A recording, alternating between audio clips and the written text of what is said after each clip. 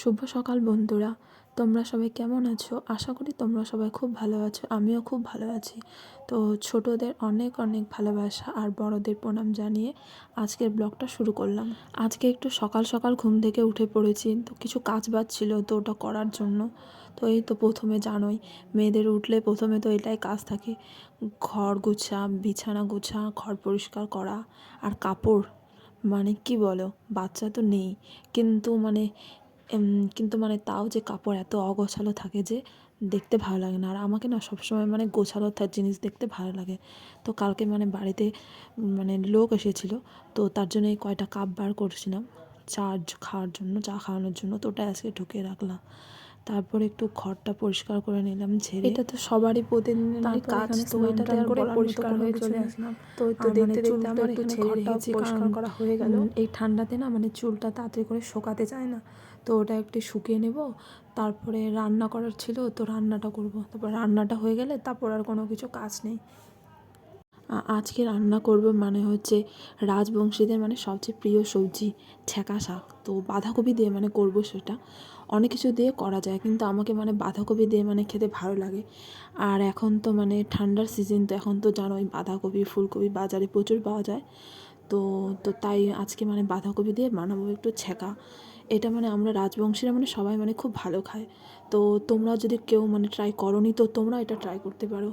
তো চলো তোমরা ভিডিওটা দেখতে থাকতো আমি কিভাবে বানাই। তার সাথে এখানে মানে একটু আলুর ভাজা কেটে নিয়েছি, তো ওটা একটু বসিয়ে দিলাম আলু ভাজাটা।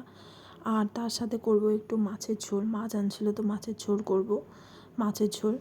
আর হচ্ছে ছ্যাঁকাটা রান্না করব, আর আলু ভাজা। আর ওখানে মানে ফুলকপির ডাঁটাগুলো থাকে না, ফুলকপির ডাঁটাগুলো দিয়েছিলাম, তো ওটা দিয়ে আজকের মানে হচ্ছে খাওয়াটা সারবো।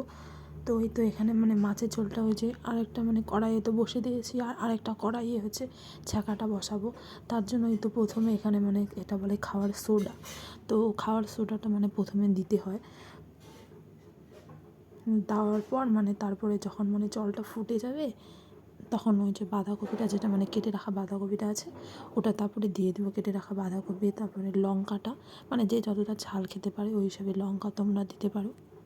তারপরে একটু নেড়ে চেড়ে নিয়ে এটাকে মানে 10 মিনিটের জন্য ঢাকনা চাপা দিয়ে রেখে দেবো। তারপর সেদ্ধ হওয়ার পর একটু নেড়ে চেড়ে জল দিলে মানে ছাঁকাটা রেডি হয়ে যাবে। তো ওই তো এখন মানে 10 মিনিটের মতো ঢাকনা চাপা দিয়ে রেখে দেবো। আর একটু নেড়ে দিলাম, তাহলে মানে নিচে যেগুলো আছে সবগুলো মানে একসাথে মিক্স হয়ে যাবে। তো তারপরে ওই তো ঢাকনা চাপা দিয়ে রেখে দেবো। এভাবে মানে খানিকক্ষণ মানে হচ্ছে ঢাকনা চাপা দিয়ে রাখলে মানে তাড়াতাড়ি করে সেদ্ধ হয়ে যাবে। আর বাঁধাকপিটা থেকে মানে যেটা এক্সট্রা জল থাকে ওটাও বের হয়ে যাবে। ওই তো তারপরে যে কড়াইয়ে আরেকটা কড়াইয়ে যে মাছের ঝোলটা রেডি করছি, ওটা মানে গ্রেভিটা এখন হয়ে গেছে, তো ওটাতে এখন মানে জল অ্যাড করে দিব। সব মানে মশলা দেওয়া হয়ে গেছে, তো জলটা মিক্স করব। জলটা মিক্স করার পর তারপরে মাছগুলো ছেড়ে দেবে, হয়ে গেল। আমাদের বাড়িতে না মানে সবাই মানে মানে কোনো যে কোনো সবজি হোক, সবাই মানে মাছ আনলে মানে মাছ ভাজা খেতে চায় না, মাছ মানে ঝোল লাগবে মাছের। তো তার জন্য ওই তো সবার জন্য মানে ঝোল করবো একটু, আর আমার জন্য মাছগুলো ভাজায় রেখে দেবো। আমাকে না বেশি মানে ঝোল খেতে মানে ভালোই লাগে না, তার জন্য আমি মানে সবসময় মানে খেলে মাছের ভাজায় খাই। তো আমার জন্য মানে কয়টা মাছের ভাজা রেখে দেবো, আর কিছু কিছু মাছ ঝোলে ছেড়ে দিলাম। তো তাই এখানে ফুটবে, তারপরে একটু ফোটার পর নামিয়ে নেব। আর এখানে তো আমার ছাঁকাটাও রেডি হয়ে গেছে। তো এখানে একটু আগে মাছের ঝোলটা নামায় নিলাম কড়া থেকে, ওটা হয়ে গেছে, নাহলে ওটা মানে ঝোলটা শুকিয়ে যাবে, তার জন্য আগে ওটা নামিয়ে রাখলাম। তারপরে তো মানে বললাম না যে ঢাকনা চাপা দিয়ে রাখছিলাম, তো ঢাকনা চাপা দিয়ে রাখার পরে যে খুলে নিয়েছি।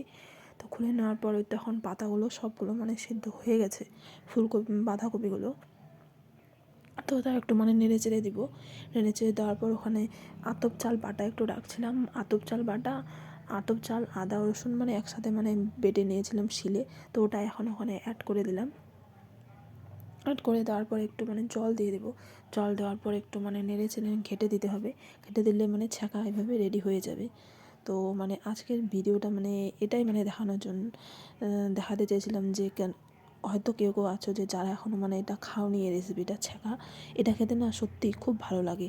আর এটা দিয়ে তোমরা যে মানে খেতে যাবে না ভাত, সেও মানে এক থালা ভাত খেয়ে নেবে। তো তোমরাও এইভাবে বাড়িতে মানে ট্রাই করে দেখতে পারো, তোমাদেরও খুব অবশ্যই ভালো লাগবে। তো আজকের ব্লগটা তাহলে এখানে শেষ করলাম। আর তোমরা কারা এরকম রেসিপি দেখতে চাও অবশ্যই কমেন্টে জানিও। আর ভিডিওটা ভালো লাগলে অবশ্যই ভিডিওটাতে প্লিজ লাইক, কমেন্ট আর সাবস্ক্রাইব করে দিও। ওকে, বাই, দেখা হচ্ছে পরের ব্লগে।